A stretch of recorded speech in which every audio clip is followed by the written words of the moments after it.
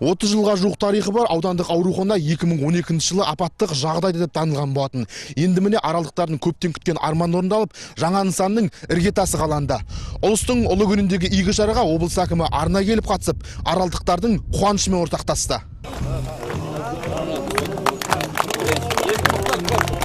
Ұлыстың ұлы күнінде іргетасы қаланған 150 төсектік аурухананың құрылысына республикалық бюджеттен 4,5 миллиард теңгеден астам қаржы қаралған. Нысан құрылысы келер жылы аяқталып, қыркүйек айында ел игілігіне берілмек.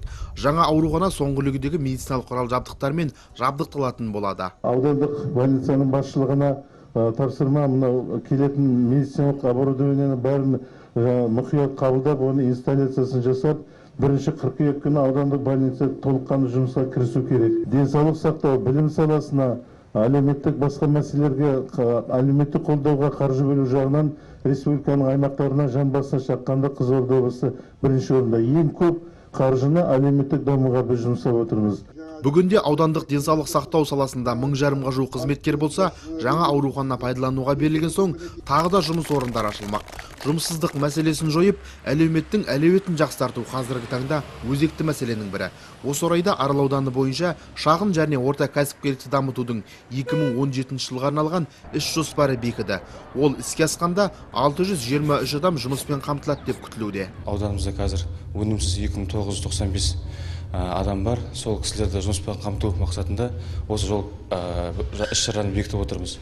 Енді бұл жада айтып өткендей 97 жоба бар, 2,7 миллиард теңгедей қаржы қарастырылады. Арал ауданының экономикасына жол картасы бекітілген болатын. Ол картада әртүрлі құрылыс нысандары, тағы да үлкен кәсіпкерлік нысандары ашылады деп жоспарлап отырмыз. Бүгінде кәсіптің көзін тауып, бизнеспен айналсам дегендерге мүмкіндік мол.